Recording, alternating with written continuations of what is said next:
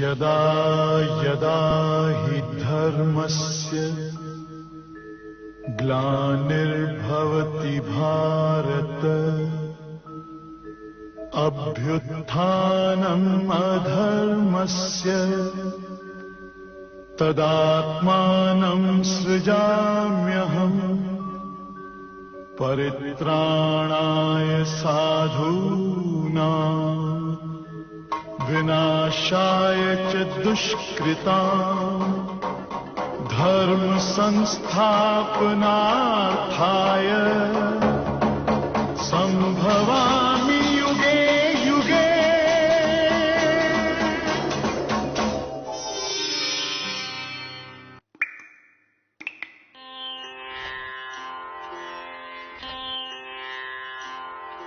ನಮಸ್ಕಾರ ವೀಕ್ಷಕರೇ, ಸರ್ವಶಾಸ್ತ್ರ ಶಿರೋಮಣಿ ಭಗವದ್ಗೀತೆಯ ಕಾರ್ಯಕ್ರಮಕ್ಕೆ ತಮ್ಮೆಲ್ಲರಿಗೂ ಹಾರ್ದಿಕ ಸುಸ್ವಾಗತ. ಈ ವಿಷಯದ ಬಗ್ಗೆ ಚರ್ಚಿಸಲು ನಮ್ಮೊಡನೆ ಬ್ರಹ್ಮಕುಮಾರಿ ಶಿವಮಣಿ ಅಕ್ಕನವರು ಬಂದಿದ್ದಾರೆ. ಈ ಕಾರ್ಯಕ್ರಮಕ್ಕೆ ತಮಗೂ ಸ್ವಾಗತ. ನಮಸ್ಕಾರ. ನಮಸ್ಕಾರ.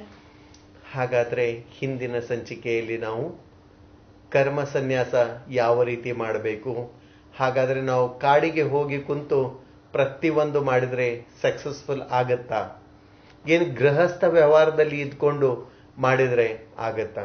ಹಾಗಾದ್ರೆ ಗೀತೆಯಲ್ಲಿ ಭಗವಂತ ಯಾವ ರೀತಿ ಹೇಳಿದ್ದಾನೆ? ಬ್ಯಾಲೆನ್ಸಿಂಗ್ ನಲ್ಲಿ ಇರಬೇಕು, ಅಂದ್ರೆ ಕರ್ಮ ಮಾಡುತ್ತಾನೆ ಸನ್ಯಾಸ ಮಾಡಬೇಕು ಎಂದು ಭಗವದ್ಗೀತೆಯಲ್ಲಿ ಪರಮಾತ್ಮ ನಮಗೆ ತಿಳಿಸುತ್ತಾನೆ. ಇಂದಿನ ಸಂಚಿಕೆಯಲ್ಲಿ ನಾವು ಯಾವ ಪುರುಷನು ಯಾರನ್ನೂ ದ್ವೇಷಿಸೋದಿಲ್ಲವೋ ಸದಾ ಸನ್ಯಾಸ ಎಂದು ತಿಳಿಯುತ್ತಾನೆ ಎಂದು ಗೀತೆಯಲ್ಲಿ ಭಗವಂತನು ಹೇಳಿದ್ದಾನೆ. ಈಗ ಅಕ್ಕನವರು ಇದರ ಬಗ್ಗೆ ವಿವರಿಸುತ್ತಾರೆ. ಅಂದ್ರೆ ಗೀತೆಯ 5ನೇ ಅಧ್ಯಾಯದಲ್ಲಿ ಪರಮಾತ್ಮ ಕರ್ಮ ಸನ್ಯಾಸ ಮತ್ತು ಕರ್ಮಯೋಗದ ಡಿಫರೆನ್ಸ್ ನ ಬಗ್ಗೆ ತಿಳಿಸ್ಕೊಡ್ತಾ ಇದ್ದಾರೆ. ಕರ್ಮ ಸನ್ಯಾಸ, ಆಕ್ಚುಲಿ ಸನ್ಯಾಸ ಅನ್ನೋ ಶಬ್ದದ ಅರ್ಥ ಏನು? ಸನ್ಯಾಸ ಅನ್ನೋ ಶಬ್ದದ ಅರ್ಥನೇ ಆಗಿದೆ ತ್ಯಾಗ. ಯಾವುದನ್ನ ತ್ಯಾಗ ಮಾಡ್ಬೇಕಂದ್ರೆ ಬರೀ ಒಂದು ಮನೆಯನ್ನ ತ್ಯಾಗ ಮಾಡಿದ್ರೆ ಸನ್ಯಾಸ ಆಗಲ್ಲ. ಸನ್ಯಾಸ ಅಂದ್ರೆ ಜನ ಏನ್ ತಿಳ್ಕೊಂಡಿದ್ದಾರೆ ಅಂದ್ರೆ ಮನೆ ಬಿಡ್ಬೇಕು, ಆಶ್ರಮವನ್ನ ಸೇರ್ಬೇಕು, ಮಠ ಸೇರ್ಬೇಕು. ಆಕ್ಚುಲಿ ಮನೆ ಬಿಟ್ಟು ಮಠ ಸೇರಿದ್ರೆ ಅದು ಸನ್ಯಾಸ ಅಲ್ಲ. ಸನ್ಯಾಸ ಅನ್ನೋ ಶಬ್ದದ ಅರ್ಥ ತ್ಯಾಗ ಮಾಡಬೇಕು, ಮರಿಬೇಕು. ನಾವು ಮರಿಬೇಕಾಗಿರೋದು ಏನನ್ನ ಅಂದ್ರೆ ಪರಮಾತ್ಮ ಹೇಳ್ತಾನೆ ಗೃಹಸ್ಥವನ್ನೆಲ್ಲ ತ್ಯಾಗ ಮಾಡಬೇಕಾಗಿರೋದು. ನೀನು ಕರ್ಮಯೋಗಿ ಆಗು. ಕರ್ಮಯೋಗಿ ಆಗು ಅಂದ್ರೆ ಪರಮಾತ್ಮ ಹೇಳ್ತಾನೆ ದೇಹವನ್ನ ಮರಿ. ನಮಗೆ ಆಲ್ರೆಡಿ ಪರಮಾತ್ಮ ತಿಳಿಸ್ಕೊಟ್ಟಿದ್ದಾರೆ, ದೇಹಾಭಿಮಾನದಲ್ಲಿ ಬರಬೇಡ, ನಿನ್ನನೆ ನಿನ್ನ ಆತ್ಮ ಅಂತ ಹೇಳಿ ತಿಳ್ಕೊ. ಅಂದ್ರೆ ನಾವು ಫಸ್ಟ್ ಯಾವ ತ್ಯಾಗ? ದೇಹದ ಬಂಧನದ ತ್ಯಾಗ. ನಾನು ದೇಹ ಅನ್ನೋದನ್ನೇ ಫಸ್ಟ್ ಮರಿಬೇಕು, ದೇಹದ ಅಹಂಕಾರವನ್ನು ಮರಿಬೇಕು. ದೇಹವನ್ನ ಮರೆತ ನಂತರ ಎರಡನೇದಾಗಿ ನಾವು ಮರಿಬೇಕಾಗಿರೋದು ದೇಹದ ಸಂಬಂಧಿಗಳನ್ನ. ದೇಹದ ಸಂಬಂಧಿಗಳನ್ನ ಮರಿಬೇಕು ಅಂತ ಎಷ್ಟೋ ಜನ ಕಾಡಿಗೆ ಹೋಗ್ತಾರೆ. ಕಾಡಿಗೆ ಹೋದ ತಕ್ಷಣ ಸಂಬಂಧಿಗಳ ಮರೆಯೋದಿಲ್ಲ.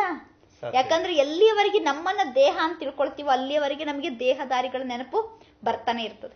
ಇನ್ನು ಮೂರನೇದಾಗಿ ದೇಹದ ಜಗತ್ತನ್ನ ಮರಿಬೇಕು. ದೇಹದ ಜಗತ್ತು ಅಂದ್ರೆ ಅದು ಕಾಡಿನಲ್ಲಿದ್ರು ಜಗತ್ತೇ, ಊರ್ನಲ್ಲಿದ್ರು ಜಗತ್ತೇ. ಜಗತ್ತಂದ್ರೆ ಇಡೀ ವಿಶ್ವಕ್ಕೆ ಏನಂತ ಕರಿತೀವಿ?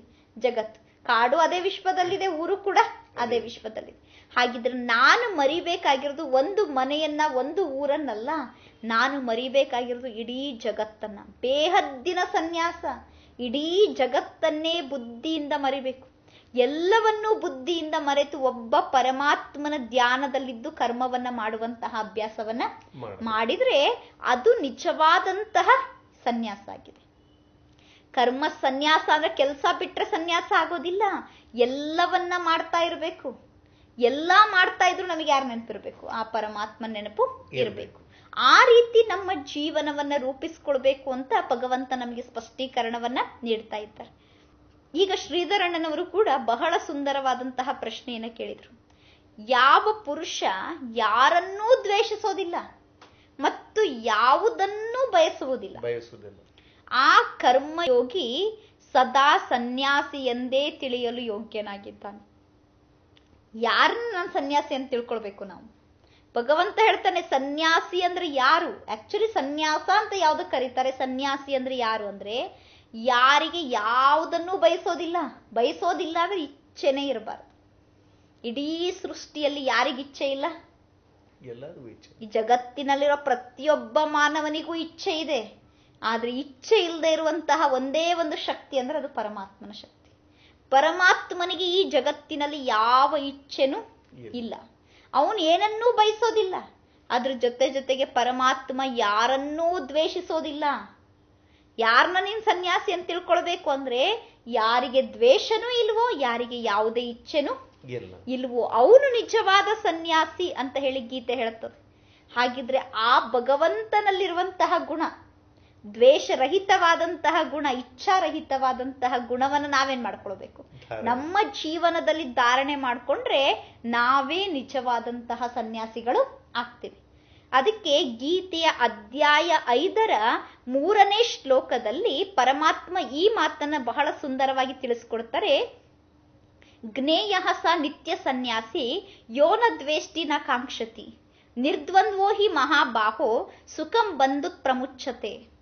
ಅಂದ್ರೆ ಪರಮಾತ್ಮ ಹೇಳ್ತಾನೆ, ಹೇ ಅರ್ಜುನ, ಯಾವ ಪುರುಷನು ಯಾರನ್ನೂ ದ್ವೇಷಿಸೋದಿಲ್ಲ ಮತ್ತು ಯಾವುದನ್ನೂ ಬಯಸುವುದಿಲ್ಲ, ಆ ಕರ್ಮಯೋಗಿ ಸದಾ ಸನ್ಯಾಸಿ ಎಂದೇ ತಿಳಿಯಲು ಯೋಗ್ಯನಾಗಿದ್ದಾನೆ. ಏಕೆಂದರೆ ರಾಗ ದ್ವೇಷಾದಿ ದ್ವಂದ್ವಗಳಿಂದ ರಹಿತನಾದವನು. ಏನಿರಬಾರ್ದು? ರಾಗನೂ ಇರಬಾರ್ದು, ದ್ವೇಷನೂ ಇರಬಾರ್ದು. ಈ ರಾಗ ದ್ವೇಷ ಅನ್ನೋ ದ್ವಂದ್ವ ಯಾರ ಜೀವನದಲ್ಲಿರ್ತದೋ ಅವನು ಸನ್ಯಾಸಿ ಆಗೋದಿಲ್ಲ. ರಾಗ ದ್ವೇಷದ ದ್ವಂದ್ವದಿಂದ ರಹಿತನಾದಂತಹ ಪುರುಷನು ಸುಖಪೂರ್ವಕವಾಗಿ ಸಂಸಾರದ ಬಂಧನದಿಂದ ಮುಕ್ತನಾಗ್ತಾನೆ. ನಮಗೆ ಭಗವಂತ ಈ ಮಾತನ್ನು ಯಾಕೆ ಹೇಳ್ತಾ ಇದ್ದಾರೆ ಅಂದ್ರೆ, ನಾವು ಕರ್ಮ ಬಂಧನದಿಂದ ಏನ್ ಬಯಸ್ತಾ ಇದ್ದೀವಿ? ಬಿಡುಗಡೆ ಬೇಕು ನಮಗೆ. ಪಾಪದ ಬಂಧನದಿಂದ ಬಿಡುಗಡೆ ಬೇಕು, ಸಂಸಾರದ ಬಂಧನದಿಂದ ಬಿಡುಗಡೆ ಬೇಕು. ಹಾಗಿದ್ರೆ ಆ ಬಂಧನದಿಂದ ಬಿಡುಗಡೆ ಆಗಬೇಕು, ಸಂಸಾರದ ಬಂಧನದಿಂದ ನಾವು ಮುಕ್ತರ ಆಗಬೇಕು ಅಂದ್ರೆ ಭಗವಂತ ಹೇಳ್ತಾನೆ, ಹೇಗೆ ಮುಕ್ತರಾಗ್ಲಿಕ್ಕೆ ಸಾಧ್ಯ? ಯುಕ್ತಿ ಬೇಕಲ್ಲ. ಅದಕ್ಕೆ ಭಗವಂತ ಹೇಳ್ತಾನೆ, ರಾಗ ದ್ವೇಷ ಎರಡೂ ದ್ವಂದ್ವಗಳು ಇರಬಾರ್ದು. ರಾಗ ಅಂದ್ರೆ ನಿನಗೆ ಯಾರ ಮೇಲೆ ಪ್ರೀತಿನೂ ಬೇಡ, ಅಂದ್ರೆ ಮೋಹನೂ ಬೇಡ. ದ್ವೇಷ ಅಂದ್ರೆ ಯಾರ ಜೊತೆಗೂ ಶತ್ರುತ್ವನೂ ಬೇಡ. ಈ ದ್ವಂದ್ವದಿಂದ ನೀನೇನಾದ್ರೂ ಮುಕ್ತ ಆದರೆ ಸುಖಪೂರ್ವಕವಾಗಿ ಸಂಸಾರದ ಬಂಧನದಿಂದ ಮುಕ್ತ ಆಗುವೆ. ಇವತ್ತು ಜನ ಸುಖಪೂರ್ವಕರಾಗಿ ಸಂಸಾರದ ಬಂಧನದಿಂದ ಮುಕ್ತರಾಗ್ತಿಲ್ಲ. ಹೇಗೆ ಮುಕ್ತರಾಗ್ತಾ ಇದ್ದಾರೆ ಜನ ಸಂಸಾರದ ಬಂಧನದಿಂದ ಅಂದ್ರೆ, ಇವತ್ತು ಯಾರಾದ್ರೂ ಅವ್ರದ್ದು ಅಂತಿಮ ಕ್ಷಣ ಬಂತು, ಸಾಯೋ ಟೈಮ್ ಬಂತು ಅಂದ್ರೆ ಖುಷಿಯಿಂದ ಯಾರು ಶರೀರ ಬಿಡಲ್ಲ. ಅಳ್ತಿರ್ತಾರೆ ಅವರು, ನಮ್ಮ ಸಂಬಂಧಿಗಳನ್ನ ಬಿಟ್ಟು ಹೋಗ್ಬೇಕಾ ನಾನು? ಯಾಕೆಂದ್ರೆ ಮೋಹ. ಸಂಬಂಧಿಗಳ ಮೇಲಿರುವಂತಹ ಪ್ರೀತಿ ಅವರಿಗೆ ಸಂಸಾರದ ಬಂಧನದಿಂದ ಮುಕ್ತರಾಗ್ಲಿಕ್ಕೆ ಬಿಡೋದೇ ಇಲ್ಲ. ಕೆಲವ್ರನ್ನ ನೋಡ್ತೀವಿ ನಾವು, 6 ತಿಂಗಳು ವರ್ಷದವರೆಗೂ ಬೆಡ್ ಮೇಲೆ ಮಲಗಿರ್ತಾರೆ, ಶರೀರ ಬಿಡೋದೇ ಇಲ್ಲ. ಮನೆಯವರೆಲ್ಲ ಯೋಚನೆ ಮಾಡ್ತಿರ್ತಾರೆ, ಇಷ್ಟ ಆರೋಗ್ಯ ಸರಿ ಇಲ್ಲ, ಇವ್ರು ಯಾವಾಗ ಸಾಯ್ತಾರೆ. ಅವ್ರು ಹೇಳ್ತಾರೆ, ನನ್ನ ಮೊಮ್ಮಗ ವಿದೇಶದಲ್ಲಿದ್ದಾನೆ, ಅವ್ನು ಬರ್ಬೇಕು, ನಾನು ಅವ್ನು ನೋಡ್ಬೇಕು, ನಾನು ಸಾಯ್ಬೇಕು. ಎಲ್ಲಿಯವರೆಗೂ ವಿದೇಶದಲ್ಲಿರೋ ಆ ಮೊಮ್ಮಗ ಅವ್ರ ಮುಂದೆ ಬಂದು ನಿಲ್ಲೋದಿಲ್ವೋ ಅಲ್ಲಿಯವರೆಗೂ ಈ ಆತ್ಮ ದೇಹದಿಂದ ಹೊರಗಡೆ ಹೋಗಲ್ಲ. ಯಾಕೆ ಹೋಗಲ್ಲ? ಮೋಹ. ರಾಗ ಇದೆ, ಪ್ರೀತಿ ಇದೆ ಅಂದ್ರೆ ಆ ಮೋಹ ಬಂಧನದಿಂದ ಬಿಡುಗಡೆ ಆಗ್ಲಿಕ್ಕೆ ಬಿಡೋದೇ ಇಲ್ಲ. ಆ ರೀತಿ ಕೆಲವರ ಮೇಲೆ ದ್ವೇಷ ಕೂಡ ಇರ್ತದೆ. ದ್ವೇಷ ಇದ್ರೂ ಬಂಧನದಿಂದ ಬಿಡುಗಡೆ ಆಗ್ಲಿಕ್ಕೆ ಆಗಲ್ಲ. ಈಗ ಯಾರ್ದಾದ್ರ ಮೇಲೆ ನನಗೆ ಸಿಟ್ಟಿದೆ, ಎಷ್ಟು ಸಿಟ್ಟಿದೆ ಅಂದ್ರೆ ನಾನು ಅವ್ರನ್ನ ನನ್ನ ಪರಮ ಶತ್ರು ಅಂತ ತಿಳ್ಕೊಂಡಿದ್ದೀನಿ. ಅವರಿಗೆ ನಾನೇನು ವಿಚಾರ ಮಾಡ್ತೀನಿ ಅಂದ್ರೆ, ಇವರಿಗೆ ನಾನೊಂದು ಗಟ್ಟಿ ಕಾಣಿಸ್ಲೇಬೇಕು, ಇವ್ರಿಗೆ ನಾನೇನಾದ್ರೂ ಕೆಟ್ಟದ್ದು ಮಾಡಲೇಬೇಕು ಅಂತ ನಾನು ಗುರಿ ಇಟ್ಕೊಂಡಿದ್ದೀನಿ. ಆ ಗುರಿ ಇಟ್ಕೊಂಡಾಗ ನನಗೆ ಆ ವಿಚಾರ ಮಾಡ್ತಾ ನನ್ನ ಜೀವನದ ಅಂತಿಮ ಸಮಯ ಬಂದ್ರೂ ಕೂಡ ನಾನು ಸಾಯೋದೇ ಇಲ್ಲ. ಯಾಕೆ ಸಾಯೋದಿಲ್ಲ? ನನ್ನ ಮನಸ್ಸಿನ ತುಂಬಾ ಅವ್ರ ಬಗ್ಗೆ ದ್ವೇಷ ತುಂಬಿದೆ. ಅವರಿಗೆ ಎಲ್ಲಿಯವರೆಗೂ ಕೆಟ್ಟದ್ದಾಗೋದಿಲ್ವೋ ಅಲ್ಲಿವರೆಗೂ ನಾನು ದೇಹದಲ್ಲಿ ಇದ್ದೇ ಇರ್ತೀನಿ, ಕಾಯ್ತಿರ್ತೀನಿ. ಅವ್ರಿಗೆ ಕೆಟ್ಟದಾಗಬೇಕು, ನಾನು ಶರೀರವನ್ನ ಬಿಡಬೇಕು. ಇನ್ ಕೆಲವರು ಅಚಾನಕ್ ಆಗಿ ಶರೀರನೂ ಬಿಟ್ಬಿಡ್ತಾರೆ. ದ್ವೇಷ ಇರೋರು ಶರೀರ ಬಿಟ್ರು ಅಂದ್ರೆ ಬೇರೆ ಕಡೆ ಹೋಗಿ ಜನ್ಮ ಪಡ್ಕೊಳ್ಳೋದಿಲ್ಲ. ಆ ದ್ವೇಷವನ್ನ ಸೂಕ್ಷ್ಮ ಶರೀರದ ಮೂಲಕನಾದ್ರೂ ಏನ್ ಮಾಡ್ಕೊಳ್ತಾರೆ? ತೀರಿಸ್ಕೊಳ್ತಾರೆ, ಸಾಧಿಸ್ತಾರೆ. ಅದೇ ರೀತಿ ಬಹಳ ಮೋಹ ಇರೋರು ಶರೀರ ಬಿಟ್ರು ಅಂದ್ರೆ ಮತ್ತೆ ಯಾರು ಸುತ್ತುತ್ತಿರ್ತಾರೆ, ಯಾರ ಮೇಲೆ ಮೋಹ ಇದೆನೋ ಅವ್ರು ಸುತ್ತಾ ಇರ್ತಾರೆ. ಇನ್ನು ಅದಕ್ಕೋಸ್ಕರ ಭಗವಂತ ಹೇಳ್ತಾರೆ, ಯಾರು ಯಾವುದನ್ನೂ ಬಯಸೋದಿಲ್ಲ, ಇದೆರಡಕ್ಕೆ ಮುಗಿಲಿಲ್ಲ. ಬರೀ ಶತ್ರು ಇದ್ರೆ ನಮಗೆ ಬಂಧನದಿಂದ ಮುಕ್ತಿ ಇಲ್ಲ, ಅಥವಾ ನಮಗೆ ಬರೀ ಮೋಹ ಇದ್ರೆ ಬಂಧನದಿಂದ ಮುಕ್ತಿ ಇಲ್ಲ ಅಲ್ಲ. ಅದ್ರ ಜೊತೆಗೆ ಭಗವಂತ ಇನ್ನೂ ಒಂದು ಮಾತನ್ನ ಹೇಳ್ತಾರೆ, ಯಾವುದನ್ನೂ ಬಯಸುವುದಿಲ್ಲ, ಇಚ್ಛೆನೇ ಇರಬಾರ್ದು. ಇಚ್ಛೆ ಇದ್ರೂ ಕೂಡ ಆತ್ಮ ಶರೀರದಿಂದ ಹೊರಗಡೆ ಹೋಗೋದಿಲ್ಲ. ನಾವೆಷ್ಟು ಇಂತಹ ಉದಾಹರಣೆಯನ್ನು ನೋಡ್ತೀವಿ. ಸಾಯುವ ಅಂತಿಮ ಕ್ಷಣ ಬಂದಿರ್ತದೆ. ಆದರೆ ತಾವು ಕೂಡಿಸಿಟ್ಟ ವಸ್ತುಗಳ ಮೇಲೆ ಮೋಹ, ತಾವಿಟ್ಟಂತಹ ಆಸ್ತಿಯ ಮೇಲೆ ಮೋಹ, ಧನದ ಮೇಲೆ ಮೋಹ, ಆತ್ಮ ಶರೀರದಿಂದ ಹೊರಗಡೆ ಹೋಗೋದೇ ಇಲ್ಲ. ಯಾವಾಗ ಹೋಗ್ತದೆ? ಈಗ ಯಾರಿಗಾದ್ರೂ ಚಿನ್ನದ ಮೇಲೆ ಮೋಹ ಇತ್ತು ಅಂದ್ರೆ ಅವ್ರ ಬಾಯಲ್ಲಿ ಚಿನ್ನದ ನೀರೇ ಬಿಡ್ಬೇಕು, ಅವ್ರ ಶರೀರ ಬಿಡ್ಬೇಕಂದ್ರೆ. ದನದ ಮೇಲೆ ಮೋಹ ಇತ್ತು ಅಂದ್ರೆ ಅವ್ರ ಸುತ್ತ ದನವನ್ನೇ ಇಡ್ಬೇಕು, ಅವ್ರ ಶರೀರ ಬಿಡ್ಬೇಕಂದ್ರೆ. ಅಷ್ಟು ಮನುಷ್ಯ ಏನಾಗಿದ್ದಾನೆ ಅಂದ್ರೆ ಒಂದೊಂದಕ್ಕೆ ಮೋಹ ಬಂಧಿತನಾಗಿ ಬಿಟ್ಟಿದ್ದಾನೆ. ಅದಕ್ಕೆ ಭಗವಂತ ಹೇಳ್ತಾನೆ, ಇದು ಯಾವುದಿದ್ರೂ ನೀನು ಬಂಧನದಿಂದ ಮುಕ್ತ ಆಗ್ಲಿಕ್ಕೆ ಸಾಧ್ಯ ಇಲ್ಲ. ಹೇಗೆ ಮುಕ್ತ ಆಗ್ಲಿಕ್ಕೆ ಸಾಧ್ಯ ಇಲ್ಲ ಅಂದ್ರೆ ಸುಖಪೂರ್ವಕವಾಗಿ ಮುಕ್ತ ಆಗ್ಲಿಕ್ಕೆ ಸಾಧ್ಯ ಇಲ್ಲ. ಖುಷಿಯಿಂದ ಹೋಗ್ಲಿಕ್ಕಾಗಲ್ಲ. ಅದೇ ಒಬ್ಬ ಸನ್ಯಾಸಿ ಶರೀರ ಬಿಡ್ತಾನ, ಅವನ ಅಳ್ತಾ ಶರೀರ ಬಿಡ್ತಾನ, ಅವ್ರಿಗಿವ್ರಿಗೆ ಕಾಯ್ತಾ ಶರೀರ ಬಿಡ್ತಾನ, ಯಾರನ್ನಾದ್ರೂ ದ್ವೇಷಿಸ್ತಾ ಶರೀರ ಬಿಡ್ತಾನ? ಇಲ್ಲ. ಯಾಕೆ ಅಂದ್ರೆ ಅವನಿಗೆ ಆಲ್ರೆಡಿ ಯಾರ ಮೇಲೂ ದ್ವೇಷನೂ ಇಲ್ಲ, ಯಾರ ಮೇಲೆ ಮೋಹನೂ ಇಲ್ಲ, ಅವನಿಗೆ ಯಾವ ವಸ್ತುವಿನ ಮೇಲೆ ಇಚ್ಛೆನೂ ಇಲ್ಲ. ಇದು ಮೂರು ಇಲ್ಲ ಅಂದ್ರೆ ಸಂಸಾರದ ಬಂಧನದಿಂದ ಮುಕ್ತ ಆಗಬೇಕಾದ್ರೆ ಅವರು ಸುಖಪೂರ್ವಕವಾಗಿ ಖುಷಿಯಿಂದನೇ ಏನ್ ಮಾಡ್ತಾರೆ? ಹೊರಗಡೆ ಹೋಗ್ತಾರೆ ಶರೀರ ಬಿಟ್ಟು. ಹಾಗೆ ನಮ್ಮ ಜೀವನದಲ್ಲೂ ಕೂಡ ನಮಗೆ ಭಗವಂತ ಏನ್ ಕಲಿಸ್ಕೊಡ್ತಾ ಇದ್ದಾರೆ ಅಂದ್ರೆ, ನಮಗೆ ರಾಗನೂ ಇರಬಾರ್ದು, ದ್ವೇಷನೂ ಇರಬಾರ್ದು, ಇಚ್ಛೆ ಕೂಡ ಇರಬಾರ್ದು. ಇದು ಇತ್ತು ಅಂದ್ರೆ ಸಾಯ್ಬೇಕಾದ್ರೆ ಕಷ್ಟದ ಅನುಭವ ಮಾಡ್ತೀವಿ, ನೋವಿನ ಅನುಭವವನ್ನ ಮಾಡ್ತೀವಿ, ದುಃಖದ ಅನುಭವ ಮಾಡ್ತೀವಿ. ಆ ರೀತಿ ದುಃಖದ ಅನುಭವ ಆಗಬಾರ್ದು ಅಂದ್ರೆ ಬದುಕಿರ್ಬೇಕಾದ್ರೆ ಈ ಬಂಧನಗಳನ್ನೆಲ್ಲ ನಾವೇನ್ ಮಾಡ್ಬೇಕು? ಮುಕ್ತಗೊಳಿಸ್ಕೋಬೇಕು, ಕಟ್ ಮಾಡ್ಕೊಳ್ಬೇಕು. ಕೇವಲ ಸನ್ಯಾಸ ಅಂದ್ರೆ ಮನೆ ಬಿಟ್ಟು ಹೋಗೋದು ಸನ್ಯಾಸ ಅಲ್ಲ. ಮನಸ್ಸಿನಿಂದ ಎಲ್ಲವನ್ನೂ ಏನ್ ಮಾಡ್ಬೇಕಾಗಿದೆ? ನಾವು ತ್ಯಾಗ ಮಾಡ್ಬೇಕು. ಯಾವಾಗ ಮನಸ್ಸಿನಿಂದ ತ್ಯಾಗ ಮಾಡ್ತೀವೋ ಆಗ ಮಾತ್ರ ನಮಗೇನಾಗ್ತದೆ? ಪ್ರಾಪ್ತಿ ಸಿಗ್ಲಿಕ್ಕೆ ಸಾಧ್ಯ. ಇಲ್ಲ ಅಂದ್ರೆ ಇಲ್ಲಿದ್ರು ಅದ್ರದ್ದೇ ನೆನಪು, ಅಲ್ಲಿ ಹೋದ್ರು ಅದರದ್ದೇ ನೆನಪು. ಆ ರೀತಿ ಅಲ್ಲಿ ಹೋದ್ರು ಇದ್ರ ನೆನಪಂತಂದ್ರೆ ಅಲ್ಲಿ ಇರ್ಲಿಕ್ಕಾಗಲ್ಲ, ಇಲ್ಲಿರ್ಬೇಕಾದ್ರೆ ಅದ್ರ ನೆನಪಂತಂದ್ರೆ ಅಲ್ಲೂ ಇರ್ಲಿಕ್ಕಾಗಲ್ಲ. ಈಗ ಎಷ್ಟೋ ಜನರ ಪರಿಸ್ಥಿತಿ ಹಾಗಾಗ್ಬಿಡ್ತದೆ. ಮನೇಲಿ ಏನೋ ಸ್ವಲ್ಪ ಜಗಳ ಆಡಿದ ತಕ್ಷಣ ಈ ಮನೆನೇ ಬೇಡ, ನಾನು ಸನ್ಯಾಸಿ ಆಗ್ಬಿಡ್ತೀನಿ ಅಂತ ಮನೆ ಬಿಟ್ಟು ಹೋಗ್ಬಿಡ್ತಾರೆ. ಹೋದ್ಮೇಲೆ ಅವ್ರಿಗೆ ಸನ್ಯಾಸ ಮಾಡ್ಲಿಕ್ಕೆ ಆಗಲ್ಲ. ಬರೀ ಯಾರು ನೆನಪು ಬರ್ತಾರೆ? ಮನೆಯವ್ರದೇ ನೆನಪು ಬರ್ತಾ ಇರ್ತದೆ. ಆಗ ಅವ್ರು ಸನ್ಯಾಸಿ ಅಂತ ಹೇಳಿಸ್ಕೊಳಿಕ್ ಆಗ್ತದ? ಇಲ್ಲ. ಅದಕ್ಕೊಂದು ಸಣ್ಣ ಉದಾಹರಣೆ ಹೇಳ್ಬೇಕಂದ್ರೆ, ಒಮ್ಮೆ ಒಬ್ಬ ವ್ಯಕ್ತಿ ಪ್ರವಚನ ಮಾಡ್ತಾ ಇರ್ತಾನೆ. ಪ್ರವಚನ ಮಾಡ್ಬೇಕಾದ್ರೆ ಊರಿನಲ್ಲಿರೋ ಎಲ್ಲ ಜನ ಪ್ರವಚನ ಕೇಳಿಕ್ ಬಂದಿರ್ತಾರೆ. ಪ್ರವಚನ ಕೇಳಿ ಮುಗಿದ ನಂತರ ಒಬ್ಬ ಮಾತಿಗೆ ಪ್ರವಚನ ಬಹಳ ಇಷ್ಟ ಆಗ್ಬಿಡ್ತದೆ. ಎಷ್ಟು ಇಷ್ಟ ಆಗ್ತದಂದ್ರೆ ಅವಳಿಗೆ ಅವ್ರನ್ನ ಬಿಟ್ಟು ಹೋಗ್ಲಿಕ್ಕೇನೆ ಮನ್ಸಾಗ್ತಾ ಇಲ್ಲ. ಅವಳು ಹೇಳ್ತಾಳೆ, ನಾನು ಇನ್ಮೇಲೆ ನಿಮ್ ಜೊತೆಗೇನೆ ಬರ್ತೀನಿ, ನಿಮ್ ಜೊತೆಗೆ ಇದ್ದು ಬಿಡ್ತೀನಿ. ನನಗೆ ಅನ್ನಿಸ್ತಾ ಇದೆ, ನನಗೆ ಎಷ್ಟು ಕಷ್ಟ ಇದೆ, ಎಷ್ಟು ಬಂಧನ ಇದೆ, ನಿಮ್ ಜೊತೆಗಿದ್ರೆ ನಾನು ಬಹಳ ಚೆನ್ನಾಗಿರ್ಬಹುದು ಅಂತ ನನಗೆ ಅನಿಸ್ತಾ ಇದೆ. ಅದಕ್ಕೆ ನಾನು ನಿಮ್ ಜೊತೆಗೆ ಇಟ್ಕೊಂಡ್ ಬಿಡ್ರಿ, ಇರ್ತೀನಿ. ಆ ಪ್ರವಚನಕಾರ ಹೇಳ್ತಾರೆ, ಆಯ್ತು, ಯಾರು ಬೇಡ ಅಂತಾರೆ, ಆರಾಮಾಗಿ ನನ್ನ ಜೊತೆಗೆ ಇರ್ರಿ ಅಂತ ಹೇಳ್ತಾರೆ. ಹೇಳಿದ ತಕ್ಷಣ ಈ ಮಾತು ಹೇಳ್ತಾರೆ, ಇಲ್ಲ ಮನೇಲಿ ಹೇಳಿ ಬಂದಿಲ್ಲಲ್ಲ ನಾನು, ಇವತ್ತು ಹೋಗ್ತೀನಿ, ಮನೇಲಿ ಹೇಳಿ ನಾಳೆ ಬೆಳಗ್ಗೆ ಬರ್ತೀನಲ್ಲ ಪ್ರವಚನ ಟೈಮಿಗೆ, ಆಮೇಲೆ ನಾನು ವಾಪಸ್ ಮನೆಗೆ ಹೋಗಲ್ಲ, ಇಲ್ಲೇ ಇದ್ಬಿಡ್ತೀನಿ ಅಂತ ಹೇಳ್ತಾರೆ. ಅದಕ್ಕೂ ಅವ್ರು ಏನ್ ಹೇಳ್ತಾರೆ, ಆಯ್ತು ಹೋಗಿ ಹೇಳಿ ಬಾ, ಹೇಳಿ ಬಂದ್ಮೇಲೆ ಬಂದಿರು ಅಂತ ಹೇಳ್ತಾರೆ. ಹೇಳಿದ ತಕ್ಷಣ ಇವಳು ಮನೆಗೆ ಹೋಗ್ತಾರೆ. ನೆಕ್ಸ್ಟ್ ಡೇ ಮತ್ತೆ ಪ್ರವಚನಕ್ಕೆ ಬರ್ತಾರೆ. ಪ್ರವಚನಕ್ಕೆ ಬಂದವರು ಆ ಸನ್ಯಾಸಿಯ ಮುಂದೆ ಕುತ್ಕೊಳ್ಳೋದಿಲ್ಲ, ಅವ್ರು ದೂರದಲ್ಲಿ ಎಲ್ಲೋ ಕುತ್ಕೊಂಡು ಪ್ರವಚನ ಕೇಳ್ತಾರೆ. ಪ್ರವಚನ ಮುಗೀತದೆ, ಅವ್ರನ್ನ ಮಾತಾಡ್ಸಲ್ಲ, ಹಂಗೆ ಹೊರಟು ಬಿಡ್ತಾರೆ. ಇವ್ರು ನೋಡ್ತಾರೆ, ಬರ್ತೀನಂದಿದ್ರು ಹಂಗೆ ಹೋಗ್ಬಿಟ್ರಲ್ಲ. ಮತ್ತೆ ನೆಕ್ಸ್ಟ್ ಡೇ ಸಂಜೆ ಪ್ರವಚನ ಇರ್ತದೆ, ಮತ್ತೆ ಬರ್ತಾರೆ, ದೂರದಲ್ಲೇ ಕುತ್ಕೊಂಡು ಹಾಗೆ ಹೋಗ್ತಾ ಇರ್ತಾರೆ. ಹೋಗ್ಬೇಕಾದ್ರೆ ಕರೀತಾರ ಗುರುಗಳು, ನೀನೇ ಮೊನ್ನೆ ಹೇಳಿದ್ದೆ ಇನ್ಮೇಲೆ ನಿಮ್ ಜೊತೆಗೆ ಬರ್ತೀನಿ, ಇಲ್ಲೇ ಇರ್ತೀನಿ ಅಂತ. ಈಗ ನನ್ನ ಜೊತೆಗೆ ಬಾ, ನಾನು ಕರ್ಕೊಂಡು ಹೋಗ್ತೀನಿ, ನಾನು ಎಲ್ಲೆಲ್ಲಿ ಹೋಗ್ತೀನೋ ಅಲ್ಲಿ, ಈಗ ಬರ್ತೀನಿ ಅಂದಿದ್ರಲ್ಲ ಬನ್ರಿ ಅಂತ ಹೇಳ್ತಾರೆ. ಹೇಳಿದ ತಕ್ಷಣ ಈ ಮಾತೆ ಹೇಳ್ತಾರೆ, ಇಲ್ಲ ಸ್ವಲ್ಪ ದಿನ ತಾಳ್ರಿ, ಯಾಕಂದ್ರೆ ನಾನು ಫಸ್ಟ್ ಡೇ ಬಂದಾಗ ನಮ್ಮ ಮನೇಲಿ ಬಹಳ ದುಃಖ ಇತ್ತು, ಬಹಳ ಕಷ್ಟ ಇತ್ತು, ಅದಕ್ಕೆ ನಾನು ನಿಮಗೆ ಹೇಳಿದೆ, ಆ ಕಷ್ಟ ದುಃಖಕ್ಕಿಂತ ನಿಮ್ ಜೊತೆಗಿದ್ರೆ ಸುಖ ಬಹಳ ಒಳ್ಳೇದು ಅಂತ ನಾನು ನಿಮ್ ಜೊತೆಗೆ ಇರ್ತೀನಿ ಅಂತ ಹೇಳಿದೆ.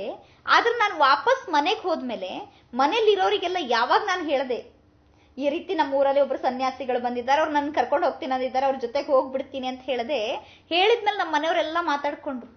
ಏನ್ ಮಾತಾಡ್ಕೊಂಡು ಬಂದು ಹೇಳಿದ್ರು ಅಂದ್ರೆ, ನಮ್ ಸೊಸೆ ಹೇಳಿದ್ಲು, ಅತ್ತೆ ನಾನು ನಿಮಗಿನ್ಮೇಲೆ ಏನು ತೊಂದರೆ ಕೊಡಲ್ಲ, ಕಷ್ಟ ಕೊಡಲ್ಲ, ನೀವು ನನ್ ಬಿಟ್ಟು ಹೋಗ್ಬೇಡ್ರಿ ಅಂತ ಹೇಳಿದ್ಲು. ನನ್ ಮೊಮ್ಮಗು ಬಂದು ಹೇಳಿತ್ತು, ಅಜ್ಜಿ ನೀನ್ ನನ್ ಬಿಟ್ಟು ಹೋಗ್ಬೇಡ ಅಂತ ಹೇಳಿತ್ತು. ನನ್ ಮಗ ಬಂದು ಹೇಳ್ದ, ನಿನಗೆ ಏನೇನ್ ಬೇಕೆಲ್ಲ ವ್ಯವಸ್ಥೆ ಮಾಡ್ಕೊಡ್ತೀನಿ, ನೀನ್ ಬಿಟ್ಟು ಹೋಗ್ಬೇಡ ಅಂತ. ನನ್ ಪತಿನೂ ಬಂದು ಹೇಳಿದ್ರು, ನೀನ್ ಎಲ್ಲೂ ಹೋಗ್ಬಾರ್ದು, ನಮ್ಮ ಮನೇಲೆ ಇರ್ಬೇಕು, ನಾವೆಲ್ಲ ನಿನ್ ಬಹಳ ಪ್ರೀತಿಯಿಂದ ನೋಡ್ಕೊಳ್ತೀವಿ ಅಂತ. ಅವ್ರು ಆ ರೀತಿ ಹೇಳಿದ ಮೇಲೆ ನೆಕ್ಸ್ಟ್ ಡೇ ಇಂದ ಅವ್ರು ಬಹಳ ಪ್ರೀತಿಯಿಂದ ನೋಡ್ಕೊಳ್ತಿದ್ದಾರೆ ನನ್ನನ್ನು. ಅದಕ್ಕೆ ಈಗ ನಾನು ಬರೋದಿಲ್ಲ, ಒಂದ್ 8 ದಿನ 15 ದಿನ ನೋಡ್ತೀನಿ. ಅವ್ರು ಮತ್ತೇನಾದ್ರೂ ಚೇಂಜ್ ಆಗಿ ಮೊದ್ಲಿನಂಗೆ ಕಷ್ಟ ಕೊಟ್ರೆ ನಾನು ಬರ್ತೀನಿ. ಅಂದ್ರೆ ಜೀವನದಲ್ಲಿ ಸನ್ಯಾಸ ಅಂದ್ರೆ ಏನಂತಾನೆ ಅರ್ಥ ಆಗಿಲ್ಲ. ಯಾಕೆ ಸನ್ಯಾಸ ಮಾಡ್ಬೇಕಂದ್ರೆ ಇಲ್ಲಿ ಕಷ್ಟ ಅಂದ ತಕ್ಷಣ ಅಲ್ಲಿ ಹೋಗೋದು, ಅಲ್ಲಿ ಕಷ್ಟ ಅಂದ ತಕ್ಷಣ ಇಲ್ಲಿ ಬರೋದು, ಅದು ಸನ್ಯಾಸ ಅಲ್ಲ. ಭಗವಂತ ಅದಕ್ಕೆ ಹೇಳ್ತಾನೆ, ಸನ್ಯಾಸ ಅಂದ್ರೆ ಸ್ಥಾನದ ಚೇಂಜ್ ಮಾಡಿದ್ರೆ ಸನ್ಯಾಸ ಆಗಲ್ಲ, ಡ್ರೆಸ್ ಚೇಂಜ್ ಮಾಡಿದ್ರೆ ಸನ್ಯಾಸ ಆಗಲ್ಲ. ಸನ್ಯಾಸ ಅಂತ ಕರೆಯೋದು ಯಾವಾಗ ಅಂದ್ರೆ, ಯಾವಾಗ ನಮ್ಮ ಮನಸ್ಸಿನಲ್ಲಿ ಯಾರ ಬಗ್ಗೆನೂ ದ್ವೇಷ ಇಲ್ಲ. ನನ್ನ ಎದುರುಗಡೆ ನನ್ನ ಶತ್ರುನೇ ನಿಂತಿದ್ರು ನನಗೆ ಅವ್ನು ನೋಡಿ ಏನ್ ಬರಬಾರ್ದು, ದ್ವೇಷ ಬರಬಾರ್ದು. ಎಂತಹ ಬಂಗಾರ ವಜ್ರ ವೈಡೂರ್ಯ ಸಂಪತ್ತು ಎಲ್ಲ ಇಟ್ರು ಯಾವ ವಸ್ತುನು ನನ್ನ ಏನ್ ಮಾಡಬಾರ್ದು, ಆಕರ್ಷಿಸಬಾರ್ದು, ಯಾವುದನ್ನು ಬಯಸಬಾರ್ದು. ನಾವು ಯಾರನ್ನು ದ್ವೇಷಿಸ್ಲೂಬಾರ್ದು, ಯಾವುದನ್ನು ಬಯಸ್ಲೂಬಾರ್ದು. ಈ ರೀತಿ ರಾಗ ದ್ವೇಷದಿಂದ ನಾವು ಭಿನ್ನರಾದ್ರೆ ನಾವು ಸುಖಪೂರ್ವಕವಾಗಿ ಸಂಸಾರದ ಬಂಧನದಿಂದ ಮುಕ್ತರಾಗ್ತೀವಿ. ಈ ರೀತಿ ಜೀವನವನ್ನು ಧಾರಣೆ ಮಾಡ್ಕೊಳ್ಳೋದೇ ನಿಜವಾದಂತಹ ಸನ್ಯಾಸ ಆಗಿದೆ. ಅಂದ್ರೆ ಎಲ್ಲಾ ಬಂಧನಗಳಿಂದ ಏನ್ ಮಾಡ್ಬೇಕು, ಮುಕ್ತರಾಗಿರ್ಬೇಕು. ಅವಾಗ ಅದೇನಾಗಿದೆ, ನಿಜವಾದ ಸನ್ಯಾಸವಾಗಿದೆ ಅನ್ನೋ ಮಾತನ್ನ ಗೀತೆಯಲ್ಲಿ ಭಗವಂತ ಹೇಳ್ತಾನೆ. ತ್ಯಾಗ ಮಾಡಬೇಕು, ಎಲ್ಲದ್ರ ಮಧ್ಯದಲ್ಲಿದ್ರೂ ಮನಸ್ಸಿನಿಂದ ಎಲ್ಲವನ್ನು ತ್ಯಾಗ ಮಾಡೋದೇನಾಗಿದೆ, ಸನ್ಯಾಸವಾಗಿದೆ. ಹಾಗಾದ್ರೆ ಗೀತೆಯ ರಹಸ್ಯ ಬಗ್ಗೆ ತಿಳಿದುಕೊಂಡಿದ್ರಿ. ಈಗ ನಾವು ಸನ್ಯಾಸ ಮತ್ತು ಕರ್ಮ ಯೋಗವನ್ನು ಬೇರೆ ಬೇರೆಯಾಗಿದೆ, ಫಲಗಳನ್ನು ಎಂದು ಹೇಳುತ್ತಾರೆ. ಇದರ ಬಗ್ಗೆ ವಿವರಿಸಿರಿ. ಅಂದ್ರೆ ಗೀತೆಯಲ್ಲಿ ಭಗವಂತ ಯಾವಾಗ ಸನ್ಯಾಸ ಅಂದ್ರೆ ಏನು ಅನ್ನೋದ್ರ ಬಗ್ಗೆ ಹೇಳ್ತಾ ಇದ್ದಾರೆ. ಯಾರ ಜೀವನದಲ್ಲಿ ದ್ವೇಷನೇ ಇಲ್ವೋ, ಯಾರ ಜೀವನದಲ್ಲಿ ರಾಗ ಅಂದ್ರೆ ಪ್ರೀತಿನೇ ಇಲ್ವೋ, ಯಾರು ಯಾವುದೇ ವಸ್ತುಗಳನ್ನ ಬಯಸೋದಿಲ್ವೋ ಅವರೇ ನಿಜವಾದಂತಹ ಸನ್ಯಾಸಿ ಆಗಿದ್ದಾರೆ ಅಂತ ಪರಮಾತ್ಮ ಹೇಳ್ತಾರೆ. ಆದ್ರೆ ಜನ ಏನ್ ತಿಳ್ಕೊಂಡ್ಬಿಟ್ಟಿದ್ದಾರೆ ಅಂದ್ರೆ, ಕರ್ಮ ಸನ್ಯಾಸ ಮಾಡಿದ್ರೇನೆ ಸಿಗೋ ಫಲ ಬೇರೆ, ಕರ್ಮ ಯೋಗ ಮಾಡಿದ್ರೇನೆ ಸಿಗುವಂತಹ ಫಲ ಬೇರೆ ಅಂತ ಹೇಳಿ ಜನ ತಿಳ್ಕೊಂಡಿದ್ದಾರೆ.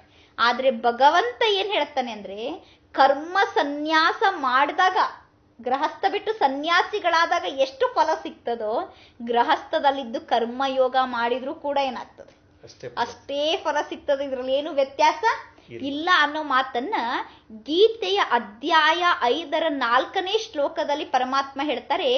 ಸಂಖ್ಯಾ ಯೋಗೌ ಪೃಥಿಗ್ಲಾಭ ಪ್ರವದ್ಧಾಂತಿ ನಾ ಪಂಡಿತ ಏಕಂ ವ್ಯಸ್ತಿತಾ ಸಂಯುಗ್ ಭಯೋರ್ವಿಂದತೆ ಫಲಂ. ಅಂದ್ರೆ ಭಗವಂತ ಹೇಳ್ತಾರೆ, ಮೇಲೆ ಹೇಳಿದ ಸನ್ಯಾಸವನ್ನ, ಅಂದ್ರೆ ಸನ್ಯಾಸ ಅಂದ ತಕ್ಷಣ ಏನ್ ಹೇಳ್ತಾನೆ ಭಗವಂತ, ದ್ವೇಷನೂ ಇರಬಾರ್ದು, ರಾಗನೂ ಇರಬಾರ್ದು, ಇಚ್ಛೆನೂ ಇರಬಾರ್ದು.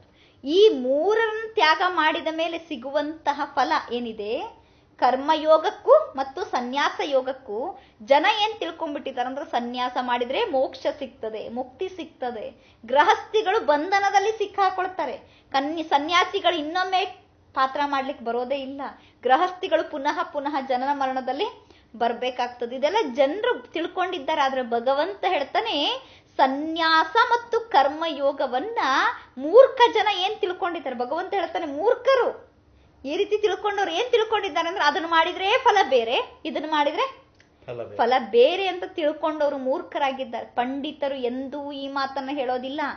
ಎಷ್ಟೋ ಜನ ಏನ್ ಹೇಳ್ತಾರೆ ಅಂದ್ರೆ, ಗೃಹಸ್ಥದಲ್ಲಿದ್ರೆ ನಿನಗೇನು ಪ್ರಾಪ್ತಿ ಇಲ್ಲ, ನೀನ್ ಅಲ್ಲಿದ್ರೆ ಏನೂ ಸಾಧಿಸ್ಲಿಕ್ಕಾಗಲ್ಲ, ನೀನ್ ಅದಕ್ಕೆ ಸನ್ಯಾಸಿ ಆಗು. ಅದಕ್ಕೆ ಭಗವಂತ ಹೇಳ್ತಾನೆ, ಅದ್ರ ಪ್ರಾಪ್ತಿ ಬೇರೆ ಇದ್ರ ಪ್ರಾಪ್ತಿ ಬೇರೆ ಅಂತ ತಿಳ್ಕೊಳ್ಬೇಡ. ಆ ರೀತಿ ತಿಳ್ಕೊಳ್ಳೋರು ಯಾರು? ಮೂರ್ಖ ಜನರಾಗಿದ್ದಾರೆ ಆ ರೀತಿ ತಿಳ್ಕೊಳ್ಳೋರು. ಆದ್ರೆ ಪಂಡಿತರ ಆ ರೀತಿ ಹೇಳೋದಿಲ್ಲ. ಎರಡರಲ್ಲೂ ಕೂಡ ಯಾರು ಏಕಾಗ್ರವಾಗಿ ಸ್ಥಿತರಾಗಿರ್ತಾರೆ, ಸನ್ಯಾಸ ಮಾಡ್ತಿದ್ರು ಅದರಲ್ಲಿ ಏಕಾಗ್ರತೆ ಇರಬೇಕು, ಅದೇ ಕರ್ಮಯೋಗ ಮಾಡ್ತಾ ಇದ್ರು ಕೂಡ ಅದರಲ್ಲಿ ಏಕಾಗ್ರತೆ ಇತ್ತು ಅಂದ್ರೆ ಆ ಪುರುಷನಿಗೆ ಎರಡರಲ್ಲೂ ಸಿಗುವಂತಹ ಫಲ, ಸನ್ಯಾಸ ಯೋಗದಿಂದ ಏನ್ ಫಲ ಸಿಕ್ತಿತ್ತು ಅದೇ ಫಲ ಕರ್ಮಯೋಗದಿಂದನೂ ಕೂಡ ಅವ್ರ ಜೀವನದಲ್ಲಿ ಅವ್ರಿಗೆ ಏನಾಗ್ತದೆ, ಸಿಕ್ಬಿಡ್ತದೆ ಅಂತ ಭಗವಂತ ಹೇಳ್ತಾನೆ. ಅಂದ್ರೆ ಇದು ಜನರಿಗೆ ಗೊತ್ತಿಲ್ಲ. ಕರ್ಮಯೋಗ ಮಾಡಿದ್ರೆ ಏನ್ ಸಿಗ್ತದೆ, ಕರ್ಮ ಸನ್ಯಾಸವನ್ನ ಮಾಡಿದ್ರೆ ಏನ್ ಸಿಗ್ತದೆ ಅಂತ. ಜನ ಏನ್ ತಿಳ್ಕೊಂಡ್ಬಿಟ್ಟಿದಾರೆ ಅಂದ್ರೆ, ಯಾರೆಲ್ಲ ಸನ್ಯಾಸಿಗಳಾಗಿದ್ದಾರೋ ಅವ್ರು ಬಹಳ ಶ್ರೇಷ್ಠ. ಯಾಕಂದ್ರೆ ಅವ್ರು ಗೃಹಸ್ಥವನ್ನ ತ್ಯಾಗ ಮಾಡಿದ್ದಾರೆ. ಗೃಹಸ್ಥವನ್ನ ತ್ಯಾಗ ಮಾಡಿರೋ ಕಾರಣ ಅವರು ಬಹಳ ಶ್ರೇಷ್ಠ ಅಂತ ಹೇಳಿ ತಿಳ್ಕೊಂಡು ಜನ ಎಲ್ಲ ಎಲ್ಲಿ ಹೋಗ್ತಾರೆ, ಸನ್ಯಾಸಿಗಳಿಗೆ ನಮಸ್ಕಾರ ಮಾಡ್ಲಿಕ್ಕೆ ಹೋಗ್ತಾರೆ, ಕಾಲಿಗೆ ಬೀಳ್ತಾರೆ, ಪೂಜೆ ಮಾಡ್ತಾರೆ, ಎಲ್ಲ ಓಕೆ, ಅವ್ರು ತ್ಯಾಗ ಮಾಡಿರೋದು ಸತ್ಯ, ಜನ ಅವ್ರನ್ನ ಪೂಜೆ ಮಾಡೋದು ಕೂಡ ಸತ್ಯ. ಆದ್ರೆ ಭಗವಂತ ಹೇಳ್ತಾನೆ, ನೀವು ಏನೂ ಉಪಯೋಗ ಇಲ್ಲ ಅಂತ ತಿಳ್ಕೊಳ್ಬೇಡ್ರಿ. ನೀವು ಕರ್ಮ ಅಷ್ಟೇ ಮಾಡಿದ್ರೆ ನೀವು ತಿಳ್ಕೊಳ್ತೀರಿ ನಾನು ಉಪಯೋಗಕ್ಕಿಲ್ಲ ಅಂತ. ನಾನು ಇನ್ನೊಬ್ಬರಿಗೆ ಬಾಗಬೇಕು, ಯಾಕಂದ್ರೆ ಅವ್ರ ಹತ್ರ ಶಕ್ತಿ ಇದೆ ಅಂತ ನಾವು ತಿಳ್ಕೊಳ್ತೀವಿ. ಯಾಕಂದ್ರೆ ಸನ್ಯಾಸಿಗಳು ತಪಸ್ ಮಾಡಿದ್ದಾರೆ, ಅವ್ರ ಹತ್ರ ಶಕ್ತಿ ಇದೆ. ಆ ಶಕ್ತಿಯನ್ನು ಅವ್ರು ನನಗೆ ಕೊಡ್ಬೇಕು, ಅವ್ರ ಆಶೀರ್ವಾದದ ಹಸ್ತ ನನ್ನ ಮೇಲೆ ಇರಬೇಕು ಅಂದ್ರೆ ನಾನು ಅವ್ರ ಮುಂದೆ ಏನ್ ಮಾಡ್ಬೇಕು? ತಲೆ ಬಾಗಬೇಕು, ನಮಸ್ಕಾರ ಮಾಡ್ಬೇಕು, ಅವ್ರು ಹೇಳ್ದಂಗೆ ಕೇಳಬೇಕು. ಇದು ಗೃಹಸ್ಥಿಗಳ ವಿಚಾರ. ಆದ್ರೆ ಭಗವಂತನ ವಿಚಾರ ಅದಲ್ಲ. ಭಗವಂತ ಏನ್ ಹೇಳ್ತಾರೆ ಅಂದ್ರೆ, ನೀವು ಹೋಗಿ ಬೇರೆಯವ್ರ ಹತ್ರ ತಲೆ ಬಾಗಿ ಅವರಿಂದ ಆಶೀರ್ವಾದ ಪಡ್ಕೊಳ್ಳೋದಲ್ಲ ನಿಮ್ ಬುದ್ಧಿಯಲ್ಲಿ ಇರ್ಬೇಕಾಗಿದ್ದು. ನಿಮ್ ಬುದ್ಧಿಯಲ್ಲಿ ಏನಿರ್ಬೇಕಂದ್ರೆ, ನಾನು ಗೃಹಸ್ಥದಲ್ಲಿ ಇದ್ರೂ ಕೂಡ ದೇವತೆಗಳು ಹೇಗೆ ಕರ್ಮ ಯೋಗ ಮಾಡಿದ್ರು ಹಾಗೆ ನಾನೇನ್ ಮಾಡ್ಬೇಕು? ಮಾಡ್ತೇನೆ. ಅಂದ್ರೆ ಗೃಹಸ್ಥದಲ್ಲಿ ಇದ್ರೂ ಈ ರೀತಿ ಒಂದು ಸನ್ಯಾಸ ಒಂದು ಫಾಲೋ ಮಾಡಿದ್ರೆ, ಅಂದ್ರೆ ಇದರದಲ್ಲಿ ನಾವು ಮುಂದೆ ಹೋದ್ರೆ ಖಂಡಿತವಾಗಿ ದೇವತೆ ಹಾಗೆ ನಾವು ಅದಕ್ಕೆ ಧಾರಣೆ ಮಾಡ್ಕೋಬಹುದು. ಅಂದ್ರೆ ದೇವತೆಗಳು ಹೇಗ್ ಮಾಡ್ತಾ ಇದ್ರು? ಕರ್ಮ ಮಾಡಿದ್ರು, ಕರ್ಮದಲ್ಲಿ ಮಾಡದೇ ಮಾಡದಂತೆ, ಅಂದ್ರೆ ಮಾಡಿದ ಕರ್ಮವನ್ನ ಪರಮಾತ್ಮನಿಗೆ ಅರ್ಪಣೆ ಮಾಡ್ತಾ ಇದ್ರು. ಯೋಗಿಗಳಾಗಿ ಜೀವನವನ್ನ ನಡೆಸ್ತಾ ಇದ್ರು. ಆ ರೀತಿ ಯಾರು ತಿಳ್ಕೊಂಡಿದ್ದಾರೆ, ಸನ್ಯಾಸ ಬೇರೆ ಅಲ್ಲ, ಗೃಹಸ್ಥ ಬೇರೆ ಅಲ್ಲ, ಅವರು ಪರಮಾತ್ಮನ ಧ್ಯಾನ ಮಾಡ್ತಾರೆ, ನಾವು ಕೂಡ ಪರಮಾತ್ಮನ ಧ್ಯಾನವನ್ನ ಮಾಡ್ತೀವಿ. ಆದ್ರೆ ಅವ್ರು ಎಲ್ಲವನ್ನ ಬಿಟ್ಟು ಹೋಗಿ ಕಾಡಿನಲ್ಲಿ ಕುತ್ಕೊಂಡು ಪರಮಾತ್ಮನ ಧ್ಯಾನ ಮಾಡ್ತಿದ್ದಾರೆ. ಗೃಹಸ್ಥಿಗಳು ಎಲ್ಲದರ ಮಧ್ಯದಲ್ಲಿದ್ದು ಕರ್ಮಯೋಗಿಗಳಾಗಿ ಕರ್ಮವನ್ನ ಮಾಡ್ತಾ ಇದ್ದಾರೆ. ನಾವು ಶರಣ ಸಾಹಿತ್ಯದಲ್ಲಿ ನೋಡಿದಾಗ ಬಸವಣ್ಣ ಯಾರೆಲ್ಲ ಶರಣರಿದ್ರು ಅವ್ರು ಯಾರೂ ಸನ್ಯಾಸಿಗಳಲ್ಲ, ಎಲ್ರೂ ಏನಾಗಿದ್ರು? ಗೃಹಸ್ಥಿಗಳಾಗಿದ್ರು. ಗೃಹಸ್ಥದಲ್ಲಿದ್ರು, ಅವ್ರು ಕರ್ಮಯೋಗವನ್ನ ಆಚರಣೆ ಮಾಡಿದ್ರು. ಹೇಗೆ ಕರ್ಮಯೋಗ ಆಚರಣೆ ಮಾಡಿದ್ರು ಅಂದ್ರೆ, ಅವ್ರಿಗೊಬ್ಬ ಪರಮಾತ್ಮನ ನೆನಪು ಬಿಟ್ಟು ಬೇರೆ ಯಾರ ನೆನಪು ಬರ್ಲೇ ಇಲ್ಲ. ಎಲ್ಲಾ ಕೆಲಸ ಕಾರ್ಯ ಮಾಡ್ತಾ ಇದ್ರು. ಬಸವಣ್ಣ ಜಾಬ್ ಮಾಡ್ತಿರ್ಲಿಲ್ಲ, ಅವರು ರಾಜರ ಆಸ್ಥಾನಕ್ಕೆ ಹೋಗ್ತಿದ್ರು, ಅಲ್ಲಿ ಕುತ್ಕೊಂಡು ಲೆಕ್ಕ ಬರೀತಿದ್ರು, ಎಲ್ಲಾ ಮಾಡ್ತಿದ್ರು. ಹಾಗಂತ ಹೇಳಿ ಅವ್ರು ಅದರಲ್ಲೇ ತಲ್ಲೀನ ಆಗ್ಲಿಲ್ಲ ರಾಜ್ಯದಲ್ಲಿ. ಅವ್ರು ಮತ್ತೂ ಏನ್ ಮಾಡ್ತಾ ಇದ್ರು? ಅನುಭವ ಮಂಟಪಕ್ಕೆ ಹೋಗಿ ಪರಮಾತ್ಮನ ಚಿಂತನೆಯನ್ನ ಮಾಡ್ತಾ ಇದ್ರು. ಆ ರೀತಿ ಯಾರು ಕರ್ಮನೂ ಮಾಡ್ತಾ ಇರ್ತಾರೆ, ಜೊತೆಗೆ ಪಾರಮಾರ್ಥ ಪರಮಾತ್ಮನ ಧ್ಯಾನದಲ್ಲಿ ತಲ್ಲೀನ ಆಗಿರ್ತಾರೆ. ಇಬ್ಬರಿಗೂ ಸಿಗುವಂತಹ ಫಲ ಏನಾಗಿದೆ? ಈಕ್ವಲ್ ಆಗಿದೆ. ಇವರಿಗೆ ಹೆಚ್ಚಿಗೆ ಇವರಿಗೆ ಕಡಿಮೆ ಅನ್ನುವಂಥದ್ದು ಇಲ್ಲ. ಅಂದ್ರೆ ನಾವು ಎಷ್ಟು ಭಗವಂತನನ್ನ ನೆನಪು ಮಾಡ್ತೀವಿ ಅದರ ಆಧಾರದ ಮೇಲೆ ನಮಗೆ ಸಿಗುವಂತಹ ಫಲ. ಈಗ ನಾನು ಎಲ್ಲಾ ಬಿಟ್ಟು ಹೋಗಿ ಬರೀ ಜನರನ್ನ ನೆನಪು ಮಾಡಿದ್ರೆ ಸಿಗಲ್ಲ, ಏನು ನೆನಪಿಲ್ಲ. ಎಲ್ಲಾ ಬಿಟ್ಟು ಹೋಗಿ ನಾನು ಆಶ್ರಮವನ್ನೇ ನೆನಪು ಮಾಡ್ತಾ ಕುತ್ಕೊಂಡ್ರೆ ಅವಾಗ್ಲೂ ಏನು ಸಿಗೋದಿಲ್ಲ. ನಾನು ಇನ್ನೂ ಆಶ್ರಮದ ಆಸ್ತಿ ಹೆಚ್ಚಿಸ್ಬೇಕು, ಇನ್ನು ಬೆಳೆಸ್ಕೊಂತ ಹೋಗ್ಬೇಕು, ನಮ್ಮ ಆಶ್ರಮವನ್ನ ಆ ಸ್ಕೂಲ್ ಕಟ್ಟಿಸ್ಬೇಕು, ಇದನ್ನ ಕಟ್ಟಿಸ್ಬೇಕು, ಅದನ್ನ ಕಟ್ಟಿಸ್ಬೇಕು. ಬುದ್ಧಿಯ ತುಂಬಾ ನನಗಿದೇ ತುಂಬಿದ್ರೆ ಆ ಗೃಹಸ್ಥಿಗಿಂತ ದೊಡ್ಡ ಗೃಹಸ್ಥಿ ಯಾರು? ನಾನಾಗ್ಬಿಡುತ್ತೇನೆ. ನಿಜ. ಯಾಕಂದ್ರೆ ಆ ಗೃಹಸ್ಥಿಗೆ 1-2-3 ಜನ ಅಷ್ಟೇ ಮನೇಲಿ ಇರ್ತಾರೆ, ಅಷ್ಟು ಜನರದಷ್ಟೇ ಜವಾಬ್ದಾರಿ ಅವ್ರಿಗಿರ್ತದೆ. ಈ ಸನ್ಯಾಸಿ ಜನರ ಜವಾಬ್ದಾರಿ ಅಲ್ಲ, ಇಡೀ ಊರಿನ ಜವಾಬ್ದಾರಿ, ಅನೇಕ ಜಿಲ್ಲೆಗಳ ಜವಾಬ್ದಾರಿ, ಅವ್ರು ಎಲ್ಲೆಲ್ಲಿ ಏನೇನು ಓಪನ್ ಮಾಡಿರ್ತಾರ ಅದ್ರದ್ದೆಲ್ಲದ್ರದ್ದು ಜವಾಬ್ದಾರಿ. ಆವಾಗ ಅವ್ರ ಬುದ್ಧಿ ಪರಮಾತ್ಮನ ಕಡೆ ಹೋಗ್ತದ? ಬುದ್ಧಿ ಬಾರಿಗಳು ಈ ಕಡೆನೆ ಹೋಗ್ತಾ ಇರ್ತದಕ್ಕೆ ಭಗವಂತ ಹೇಳ್ತಾನೆ, ಎಲ್ಲಾ ಬಿಟ್ಟು ಹೋಗಿ ಮತ್ತೊಂದು ಸಂಸಾರ ಕಟ್ಕೊಳ್ಳೋದಕ್ಕಿಂತ ಎಲ್ಲದರ ಮಧ್ಯದಲ್ಲಿದ್ದು ನೀವೇನ್ ಮಾಡ್ಬೇಕು? ಸಂಪಾಲನೆ ಮಾಡ್ಬೇಕು. ಭಗವಂತನ ಧ್ಯಾನದಲ್ಲಿದ್ದು ಎಲ್ಲವನ್ನೂ ಸಂಪಾಲನೆ ಮಾಡ್ಬೇಕು. ಯಾಕಂದ್ರೆ ಎರಡರಲ್ಲೂ ನಾನು ಕೂಡ ಫಲ ಒಂದೇ. ಪರಮಾತ್ಮ ಸ್ಪಷ್ಟವಾಗಿ ಹೇಳ್ತಾರೆ, ಅವರು ಪರಮಾತ್ಮನನ್ನೇ ಪಡ್ಕೊಳ್ಳೋದು, ಇವರು ಪರಮಾತ್ಮನನ್ನೇ ಪಡ್ಕೊಳ್ಳೋದು. ಆದರೆ ಕರ್ಮಯೋಗಿಗಳಾಗಿ ಪಡ್ಕೊಳ್ರಿ, ಕರ್ಮಯೋಗವೇ ಅತ್ಯಂತ ಶ್ರೇಷ್ಠ. ಕರ್ಮಯೋಗಿಗಳಾಗಿ ಏನ್ ಮಾಡ್ರಿ, ನನ್ನಿಂದ ಫಲವನ್ನ ಪ್ರಾಪ್ತಿ ಮಾಡ್ಕೊಳ್ರಿ ಅನ್ನೋದು ಇದ್ಯಾರ ಮಾತಾಗಿದೆ? ಭಗವಂತ ನಮಗೆ ತಿಳಿಸ್ಕೊಡ್ತಾ ಇರೋ ಮಾತು. ಅದಕ್ಕೋಸ್ಕರ ಪ್ರಾಚೀನ ಕಾಲದಿಂದನೂ ಭಾರತದಲ್ಲಿ ಒಂದು ಮಾತಿದೆ. ಭಾರತದ ಪ್ರಾಚೀನ ಯೋಗ ಏನಿದೆ, ರಾಜಯೋಗ ಏನಿದೆ, ಆ ಪ್ರಾಚೀನ ಯೋಗ ರಾಜಯೋಗ ಭಗವಂತ ಯಾರಿಗೆ ಹೇಳಿದ್ದು ಅಂದ್ರೆ ಗೃಹಸ್ಥದಲ್ಲಿರುವಂತವರಿಗೇನೆ ಹೇಳಿದ್ದು. ಪ್ರಾಚೀನ ರಾಜಯೋಗ ಏನಿದೆ ಭಗವಂತ ಎಂದೂ ಸನ್ಯಾಸಿಗಳಿಗೋಸ್ಕರ ಉಪದೇಶ ಮಾಡಿಲ್ಲ. ಭಗವಂತ ಉಪದೇಶ ಮಾಡಿದ್ದೇ ಗೃಹಸ್ಥಿಗಳಿಗೆ. ಗೀತೆಯ ಅವಶ್ಯಕತೆ ಇರೋದು ಸನ್ಯಾಸಿಗಳಿಗಲ್ಲ. ಗೀತಾಜ್ಞಾನದ ಅವಶ್ಯಕತೆ ಇರೋದೇ ಯಾರಿಗೆ? ಗೃಹಸ್ಥದಲ್ಲಿರುವಂತವರಿಗೆ. ಯಾಕಂದ್ರೆ ಗೃಹಸ್ಥದಲ್ಲಿ ಬಹಳಷ್ಟು ಬಂಧನದಲ್ಲಿ ಸಿಕ್ಕಾಕೊಂಡಿರೋ ಜನರು ಪರಮಾತ್ಮನ ಕಡೆ ಗಮನ ಕೊಡಬೇಕು, ಪರಮಾತ್ಮನ ಧ್ಯಾನ ಮಾಡಬೇಕು, ಜ್ಞಾನದ ಕಡೆ ಗಮನ ಕೊಡಬೇಕು, ಪುಣ್ಯದ ಸಂಪಾದನೆ ಮಾಡ್ಕೊಳ್ಬೇಕು. ಅಂದ್ರೆ ಅವರ ಜೀವನದಲ್ಲಿ ಅವ್ರು ಮಾಡ್ಬೇಕಾಗಿರೋದೇನು? ಗೃಹಸ್ಥದಲ್ಲಿದ್ದೇ ರಾಜಯೋಗದ ಅಭ್ಯಾಸವನ್ನ ಮಾಡಬೇಕು, ಗೃಹಸ್ಥದಲ್ಲಿದ್ದೇ ಕರ್ಮಯೋಗದ ಅಭ್ಯಾಸವನ್ನ ಮಾಡಬೇಕು. ಯಾವ ರೀತಿ ಕರ್ಮ ಮಾಡೋದು ಕಾಮನ್ ಮಾತು.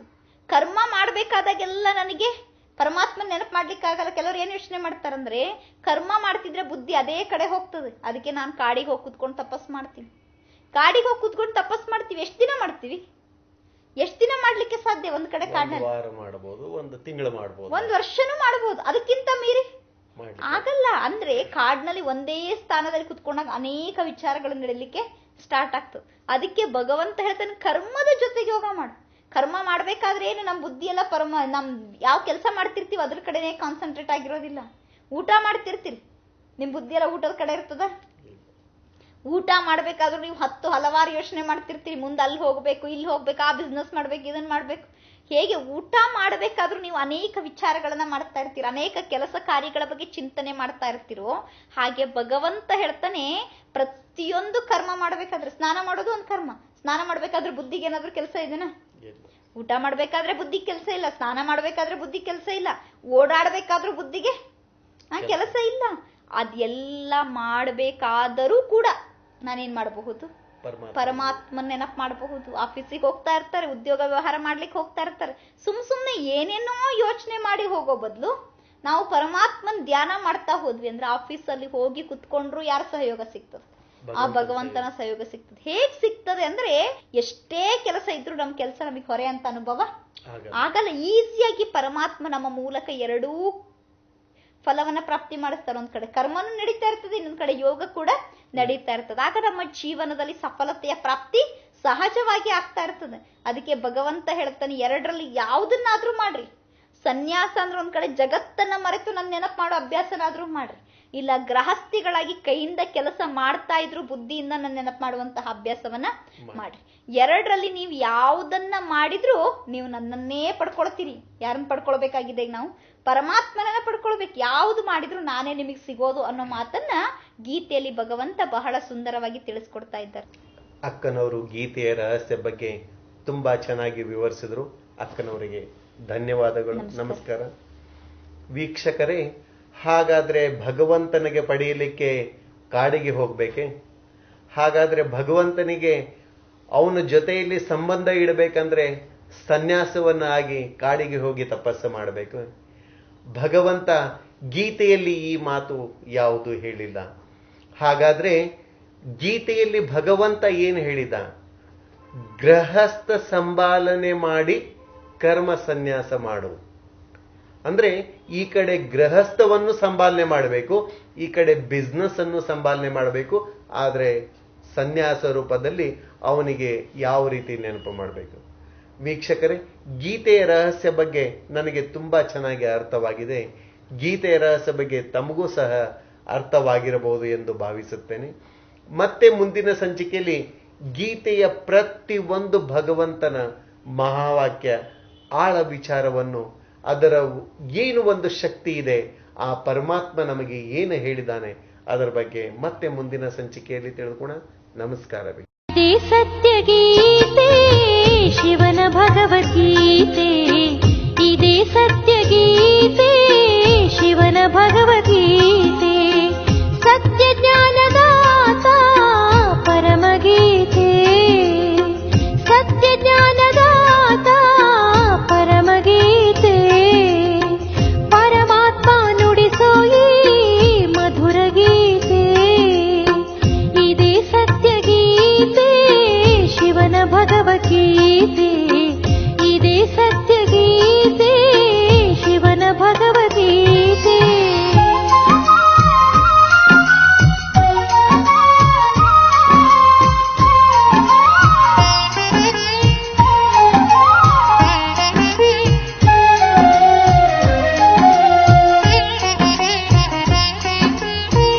ಆತ್ಮಧರ್ಮ ಕ್ಷೇತ್ರದಲ್ಲಿ ಮನದ ಸಮರ ಭೂಮಿಯಲ್ಲಿ, ಆತ್ಮಧರ್ಮ ಕ್ಷೇತ್ರದಲ್ಲಿ ಮನದ ಸಮರ ಭೂಮಿಯಲ್ಲಿ, ಜಗದ ಒಡೆಯ ಪರಮೇಶನು ತಾ ಜ್ಞಾನಾರ್ಜುನ ಸಾರಥಿಯಾಗಿ, ಜಗದ ಒಡೆಯ ಪರಮೇಶನು ತಾ ಜ್ಞಾನಾರ್ಜುನ ಸಾರಥಿಯಾಗಿ, ಮಹಾಭಾರಿ ಕಾಳಗದಲ್ಲಿ, ಮಹಾಭಾರಿ ಕಾಳಗದಲ್ಲಿ ಅಸುರ ಶಕ್ತಿ ಸಂಹಾರ ಗೈದ, ಅಸುರ ಶಕ್ತಿ ಸಂಹಾರ ಗೈದ, ಇದೇ ಸತ್ಯ ಗೀತೆ ಶಿವನ ಭಗವದ್ಗೀತೆ, ಇದೇ ಸತ್ಯ ಗೀತೆ ಶಿವನ ಭಗವದ್ಗೀತೆ.